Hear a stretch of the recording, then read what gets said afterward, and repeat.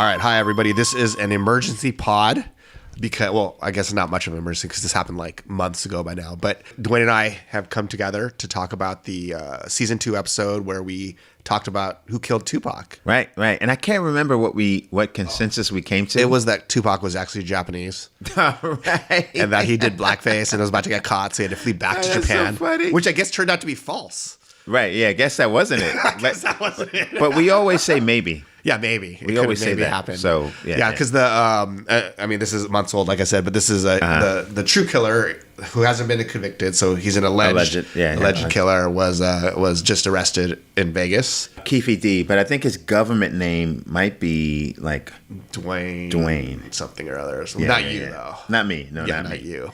And he spells it differently. Yeah, Dwayne Keefe D. Davis. Okay. I just thought it would be great for us to get on the pod real quick and kind of respond to this. It's interesting, too, because it's like I personally know people who have been killed, right? After a certain amount of time, you just assume that killer got away. You know, typically, I would think someone who lived that kind of life, they probably met, you live by the sword, die by the sword kind of thing. So I wouldn't lose sleep over it. But I wouldn't think the police would still be looking. So it's just interesting, like why now? Well, I don't think they were looking. I mean, I think he was talking about it so much. I know, but but who flagged it? Because he's been talking about it for a while, right? He's been 2019 or something. Yeah, and it's 2024 now. Yeah. So maybe it just came to their attention. Like no, I think they were every now and then I binge watch a show I didn't know about. You know?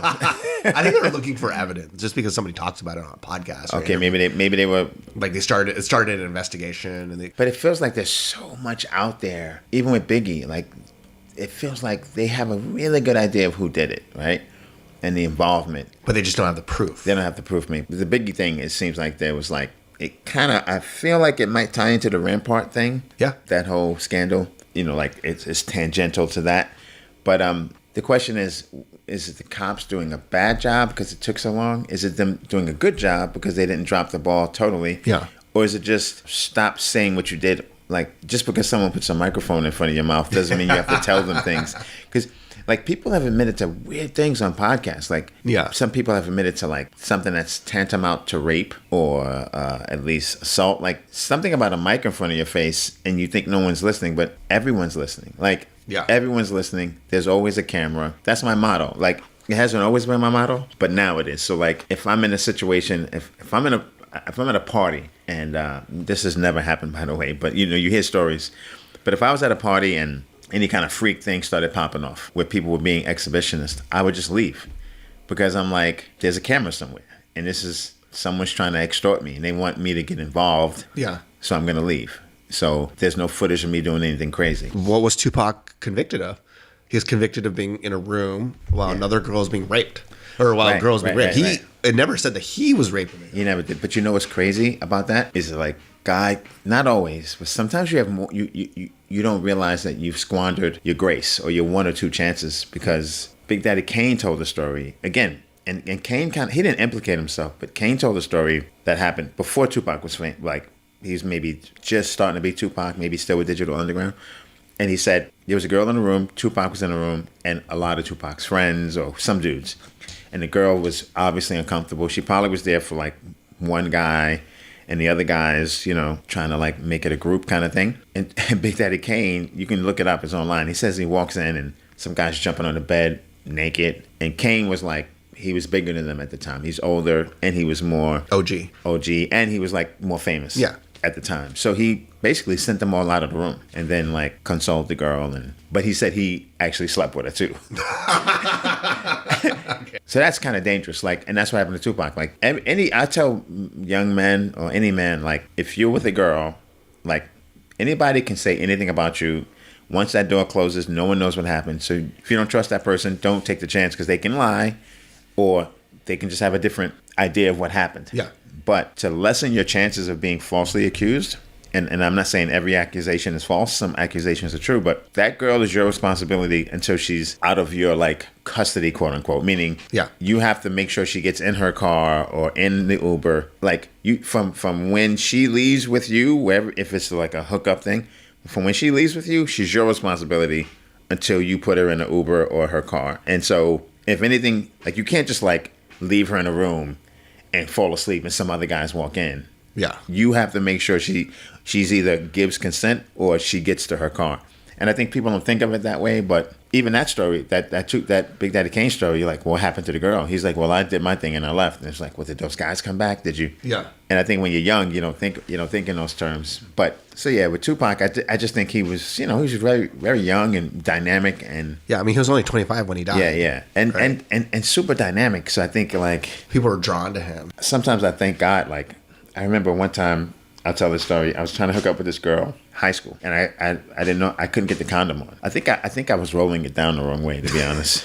You're putting on your finger. You're like, what is this not working? No, like No, I'm just kidding. I'm just it rolls one way and not the other way. Yeah. And so then, like, I was so the moment because I had never used a condom before, but it was so much anxiety that I wasn't aroused. I couldn't get it on. And it was like a blessing because I didn't do it in spite. I wasn't like, we're still going to have sex. I was like, well, and I didn't realize you could just chill and, you just don't know. So it didn't happen at all. Yeah. And then that girl was like pregnant like 6 months later, but not by me. You Yeah. know what I mean?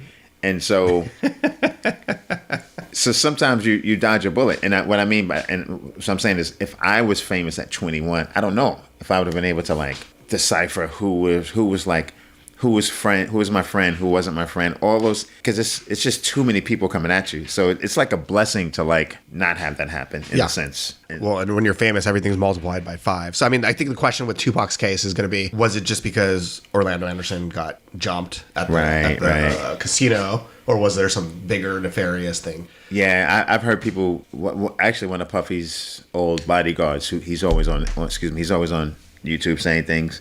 I forget his name, Gene, I think is his name. His theory is that they're trying to somehow get to P. Diddy. Yeah, but what's the Occam's razor? Occam's razor is that he just jumped the guy. He just jumped a guy. Right. And what's interesting actually was we were listening to this NPR thing on the way to Vegas with my son, and we were just all he hears is the Tupac songs and stuff. The thing that shocked him the most was actually that Tupac and Suge and all those guys jumped Orlando Anderson. Right. Because I think it was just a different world, like back then, like not just a gang thing or whatever, but I think like back then there was just more fighting. Yeah. I was like, yeah, I got in fights all the time, like like when I was like 16, Absolutely. 17, and it was just like a thing, and like we go Absolutely. over there, we fight, and like kids. I mean, if kids fought now, like my son's in 6th grade, if he fought now, it would be like the biggest story in this town that like 2 or 3 kids got in a fight. But back then it was like a thing, and I was like, yeah, he probably Orlando Anderson or whoever, I don't know for a fact, but like he might have said something or said a set or something, and then all of a sudden like it became a thing. Maybe not. Yeah, and the thing is that I know people personally who don't have a big family, right? Or they have like a small immediate family and sort of a big extended family. And some of those people kind of latch on to every other thing. It's like, I think Tupac moved around a lot, and so he had so many associations. Yeah. More than most people would have. And I think he just would like consume something and become it. Yeah, like a gangster. Like Drake does that too. Like Drake will say a rhyme and then like, from all accounts, he has some family in the South. But then he'll rhyme and you're like, is Drake from down South? Like with a little exposure to something, he can represent it. Yeah. Because that's how smart and talented he is. Yeah. And same thing with Tupac. Tupac went to a art school, right, in Baltimore. Right. But his album before the main one that blew up and before the Def Jam albums, he was rapping. It felt like he was a New Yorker. I mean, which he was. He was but a New Yorker, yeah. But it was like every reference was taking the train, and it was literally like you put the headphones on and you're like, oh, this guy is from New York. Yeah. And then the next album, oh, this guy is from Oakland. Next album, this guy is from L.A. You know what I mean? He's a chameleon. He got stuck in that gangster Yeah, thing. and I think it's because it's him, his mom, and Right, half brother or whatever, or sister, I think. And just kind of, there wasn't a lot, Yeah. and he was always trying to be something. I mean, that's why I think, like, if he had lived, I don't think he would have been doing rap. Yeah. Who knows, right? Yeah, and I think he would have been. I think he would have been doing something bigger and more. Right, right. He might have been like Will Smith with a little more political edge. Yeah, like not as sort of like easygoing, not as sort of like smooth. His biological father is still alive. Yeah. And like, I guess he thought his biological father had died, which is amazing. So when he got shot that time when he lived, I think it was that time, his biological father came to the hospital. Oh, I didn't know that. Yeah. In New York, when he was shot in New York. Yeah. And he looks like him.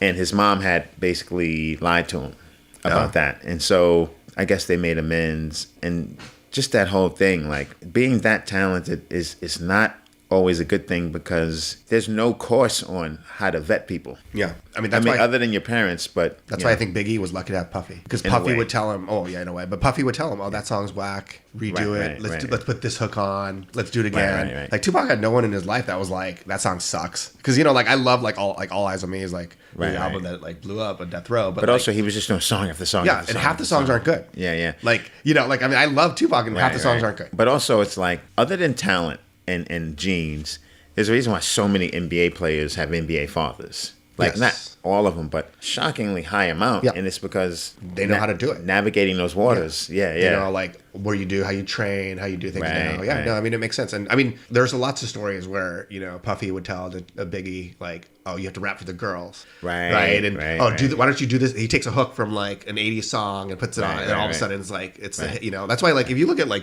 I'm a Tupac guy, but you look at Biggie's song, every song is dope. On on all his albums when he was alive. But Biggie also, he wouldn't freestyle. Yeah, no, of course, yeah. He just wasn't going to put anything out there that wasn't. But we don't know, because everything was under Puffy. Right. Puffy wouldn't let him put anything out. We don't know what he would have done if it was just him. Absolutely. And I have a feeling he's an MC. He would have just been like, all right, let's record a track, put it down. All right, cool. But see, there's two things, right? There's the music, and then there's like how you live, and you also need that, because from all accounts, the whole thing that started the beef with him and Biggie is when he got shot.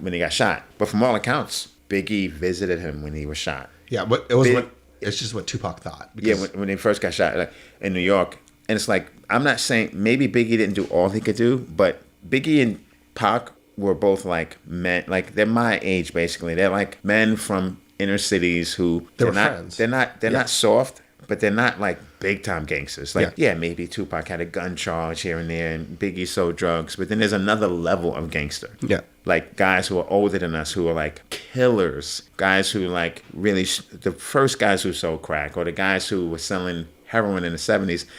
And so there's levels to this. And if you're like 19, there's a 25-year-old killer who you don't want any parts of. Yeah. Like those kind of people had access to him. And just because Big knew them, Big wasn't like, I think from all accounts, Big was like, watch out for those guys. And then it seems like when Suge came in, everything got twisted around. Yeah. And I'm sure Puffy, I'm sure everyone wishes they could do things differently on both sides. Yeah. Both sides, people were good on both sides, right?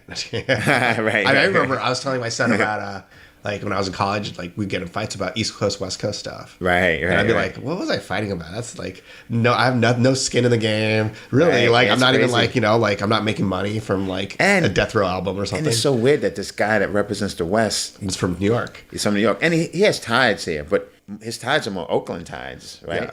I mean, Baltimore is where he Baltimore's where he went to high school, and that's where he knew Jada from.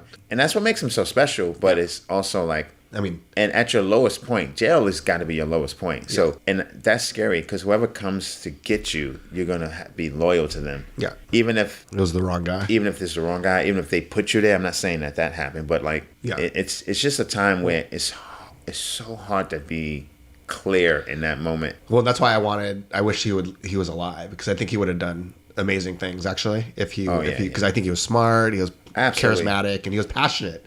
Yeah, and there's always that theory that some people because some people think Puff did it, some people think Suge did it, but how are you going to call a hit when you're in the car? I get that that's like brilliant, because no one would suspect that. Yeah, but you might get hit. You might get hit. No matter, you have to really trust that guy who's shooting. Yeah, which I think he did get grazed or something, but I don't think he got hurt. Yeah. But and it's like, it's your cash cow. But I think it really speaks to words having power, and like comedy, things we write, everything you do. Like, what are you saying? And are you saying the thing that's gonna bring the right energy back? Yeah. I mean, I was playing on the way to Las Vegas. We're playing Hit 'Em Up. Mm-hmm. I was playing it for my son. Oh wow! And it was funny because it was like, like my son asked me like, what does that mean? After like, I fucked your bitch, you fat motherfucker, right? And I was like, wow, it means that he's saying that he had sex with his wife, and like it's just like, and trying to explain. I was like, and then the more I tried to explain, I was like, it's hard to explain, right? But it also, I mean, it speaks a lot about that time. Oh yeah, and that growing up. I mean, like obviously we grew up differently, but just that that attitude, and like I was trying to explain to him, even the music itself was like political, like and testosterone. And when you're first getting testosterone, these are like and violence was different. Yeah, these are like, they're like boys with men problems. Yeah, you know what I mean. And men money. and men money, and Yeah. it's not a good mix at all. Yeah. But anyway, I don't know if I think the guy talked himself into a conviction. And, Yeah, which is stupid. So, but maybe he'll shed more light on it. That's the good thing. If they offer him a deal, and let's stop calling everybody a snitch. I think the word is overused. well, he snitched on himself. So He is that a snitched on snitch? himself You mean already. Snitch on yourself? But also, if the people in the car, Orlando died Yeah. in some unrelated thing. So if the people in the car are either dead or already in jail, and there are other people involved, maybe he could just shed light on it, and maybe it's just as simple as you beat up our friend, and we got back at you that same night. Yeah. You know? Makes the most sense. Makes the most so, sense. I mean, I was convinced he was in Japan, but I guess we'll officially say that our unofficial story was. But here's the thing: it doesn't negate that, though. Okay. Because he shot him, And then the only people that know if he really died are people in the hospital. Yeah, so it could have been somebody else, and he could have just went back to Japan. No, he could have shot Pac. Pac could have lived Then went to Japan. and just said, "I'm out of here." Yeah, this is way too violent for me. It's like there's all those. I haven't seen them lately, but you see sometimes like Japanese tourists come, and they're wearing like super baggy short or baggy pants and like the bandana, and like I'm like, dude, you look like you're like a gangster. Right. like it's almost like you like think this is what people look like, and it's Right, like, but it's right. kind of like offensive. And I mean, nobody gets shot over the clothes as much as like in the '80s here, but Right. but it's like it's just like, oh my god, like you just thought music videos like America, but Yeah, it's like when culture and commerce clash. You Yes. know, my thing is you put those images out there. You know, you don't control how they come back. Like anything you put out, you don't really control how it's consumed and how it comes back. yeah, You know? exactly. So Cool. All right. Well, it was great talking to you, Dwayne. You too, And man. Thank you. Bye.